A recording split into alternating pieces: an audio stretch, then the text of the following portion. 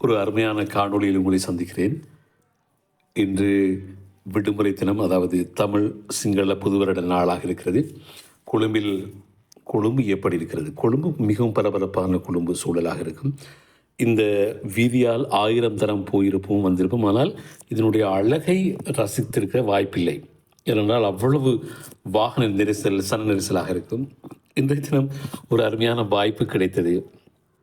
எங்கும் வாகனங்களே கிடையாது. இது எஸ்எஸ்சி மைதானம், விளையாட்டு அமைச்சு அந்த வீதி. இந்த வீதியினூடாக பயணிக்கிற பொழுது எவ்வளோ அழகான அற்புதமான இடங்களை பார்க்கக்கூடியதாக இருக்கின்றது. சிறப்பான ஒரு இடமாக இந்த இடங்கள் இருக்கின்றன. அநேகமாக கொழும்பின் அழகை ரசிக்கக்கூடிய ஒரு காலம் அப்படின்னு சொல்லலாம்.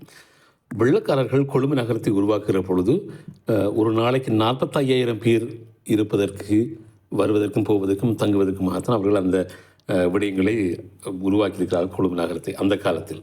ஆனால் இப்பொழுது அது வேறு விதமாக மாற்றப்பட்டிருக்கிறது. ஒரு நாளைக்கு 4-5 லட்சம் பேர் ஒரு நாளைக்கு வருகிறார்கள், தங்கி வேலை செய்கிறார்கள், போகிறார்கள்.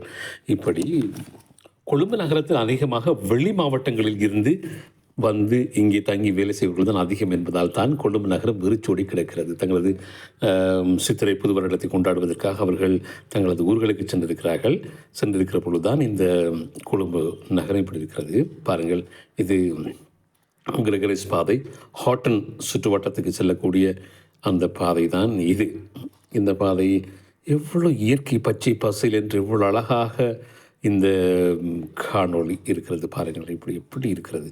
அருமையான ஒரு இதுவரைக்கும் நான் இந்த வீதியால் எவ்வளோ நாள் போனாலும் இப்படி ஒரு அழகான காட்சியை, இவ்வளோ அற்புதமான ஒரு சூழ்நிலை. அதனால் கொஞ்சம் வெயிலாக இருக்கிறது கொழும்பில். இருந்தாலும் இந்த காட்சிகளை பார்க்குற பொழுது மனதுக்கு எவ்வளோ நிம்மதியான ரம்மியமான ஒரு சூழலை காணக்கூடியதாக இருக்கும். இது காஃபி பீன் இருக்கிற சந்தி. இதனால் திரும்பினால் ஹாட்டன் பிளேஸ், ஓட் பிளேஸ் போகக்கூடிய வாய்ப்புகள் இருக்கின்றன. அப்படின்னு நேராக வலது பக்கம் திரும்பினால் பொருளைக்கு போகலாம், இடது பக்கம் திரும்பினால் ஹாட்டன் பிளேஸ். இப்பொழுது நான் ஹாட்டன் பிளேஸ் பக்கம் திரும்புகிறேன். பாருங்கள், ஹாட்டன் பிளேஸ் பாதை. இந்த வீதி எப்பொழுதும் பரபரப்பாக இருக்கும்.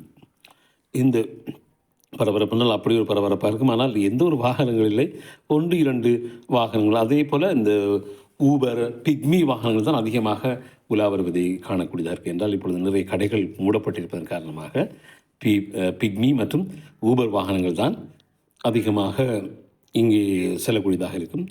இது எவ்வளோ பரபரப்பான ஒரு இடம் தெரியுமா? இது ஹாட்டன் சுற்றுவட்டம்.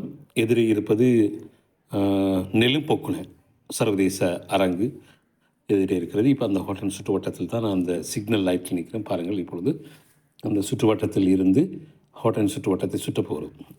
அடிக்கடி தொலைக்காட்சிகளில் செய்திகளை பார்க்கக்கூடிய இந்த ஹாட்டன் சுற்றுவட்டம் தான் இது. எதிரே நெலும்பொக்குன சர்வதேச கலையரங்கம் இருக்கிறது. இப்பொழுது சுற்றுவட்டத்தை சுற்றி டவுன் ஹால் பக்கம் செல்ல போகிறோம். எதிரே இருப்பது விஹார மகாதேவி பூங்கா. விஹார மகாதேவி பூங்கா அவ்வளவு பச்சை பசையில் என்று அழகாக இருக்கிறது. சனமாட்டங்களே கிடையாத ஒரு இடமாக இருக்கிறது. அதே போல் துப்புரவு தொழிலாளர்கள் தங்களுடைய பணிகளை செய்கிறார்கள். அதே போல் செப்பனிடும் தொழிலாளர்கள், இந்த கார்டன்களை செப்பனிடும் தொழிலாளர்கள் கூட தங்களுடைய பணிகளை செய்து கொள்ளக்கூடிய காட்சிகளை பார்க்கக்கூடியதாக இருக்கும். எதிரே வருவது டவுன் ஹால், கொழும்பு நகர சபை மண்டபம். அந்த நகர மண்டபத்தை நீங்கள் பார்க்கக்கூடியதாக இருக்கும். இந்த நகர மண்டபம், அதுக்கு முன்னாடி இருக்கும் சிக்னல் லைட். இது அந்த சிக்னல் லைட்டுக்கு பிறகு வருகிறது நகர மண்டபம். நீங்கள் பார்க்கக்கூடியதாக இருக்கும். இப்பொழுது தெளிவாக தெரிகிறது நகர சபை மண்டபம் கொழும்பில் இருக்கின்ற. இது கொழும்பு 10க்கு சொந்தமான நகர மண்டபம். இப்பொழுது நீங்கள் பார்க்கக்கூடியதாக இருக்கும் நகர சபை மண்டபம் தாண்டி பயணிக்கிறோம். அந்த இடத்தில் இவ்வளோ அழகான மரங்கள், செடிகள், கொடிகள் இருக்கின்றன, ஒரு நாள் இருக்கின்றன. ஆனால் ரசிப்பதற்கு நேரம் இல்லை. அவ்வளோ பரபரப்பாக சுறுசுறுப்பாக இருக்கும் நகர சபை மண்டபம். இது தெவட்டகஹா பள்ளிவாசல், உடையலுக்கு எதிரே இருக்கும் தெவட்டகஹா பள்ளிவாசல் வரலாற்று முக்கியத்துவம் வாய்ந்த பள்ளிவாசல் தான் இது. இந்த பள்ளிவாசல் பார்க்கக்கூடியதாக இருக்கும். இப்போது வருவது லிஃப்டன் சுற்றுவட்டம், ஒடேல் சுற்றுவட்டம், லிஃப்டன் சுற்றுவட்டம்.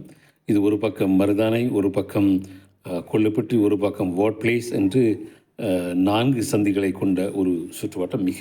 இலங்கையின் ஒரு மிக முக்கியமான ஒரு சுற்றுவட்டம் தான் இந்த லிஃப்டன் சுற்றுவட்டம். அநேகமான இந்த ஆர்ப்பாட்டங்கள் நீங்கள் பார்க்கக்கூடியதாக இருக்கிற சுற்றுவட்டம் தான் இந்த சுற்றுவட்டம். இவ்வளோ அமைதியாக இருக்கிறது, யாருமே கிடையாது. 1, 2 வாகனங்களை தவிர மற்ற வாகனங்கள் எல்லாம் இல்லை, வாகன நெரிசலே கிடையாது. இந்த இந்த இடங்களில் இந்த நேரங்களில் எப்படி வாகன நெரிசல் இருக்கும் என்றால், கிட்டத்தட்ட நகர முடியாத அளவு வாகன நெரிசல் இருக்கக்கூடிய இடம்தான் இந்த இடம். இது பூக்கடைகள், அதாவது விதவிதமான மல்சாலா பூக்கடைகள் இருக்கிறது, மலர் சாலைகள் கடைகள் இருக்கின்ற பகுதி எல்லாமே மூடியிருக்கிறது. ஹேலீஸ் ஒரு சர்வதேச நிறுவனம் இருக்கிற இடம். அதே போல் நீங்கள் பார்க்கக்கூடியதாக இருக்கும் லோட்டஸ் டவர், தாமரை கோபுரத்தை கூட அழகாக பார்க்கக்கூடியதாக இருக்கும். அது தாமரை கோபுரம் பார்க்கக்கூடியதாக இருக்கும். நீங்கள் இது இப்போது டீன்ஸ் ரோட்டில் சென்று கொண்டிருக்கிறேன்.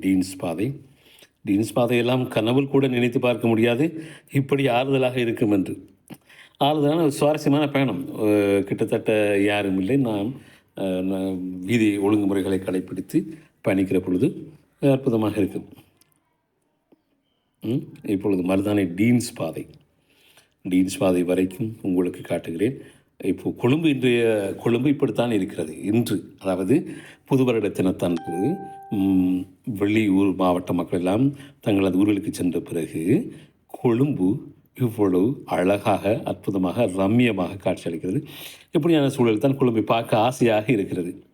இப்படியான நேரத்தில் தான் எனக்கு வாகனங்களில் செல்லக்கூடியதாக இருக்கும், கொஞ்சம் ஆறுதலாக சென்று பார்க்கக்கூடியதாக இருக்கும். இந்த காணொளி உங்களுக்கு பிடித்திருந்தால் பின்னூட்டல்களை வழங்குங்கள்.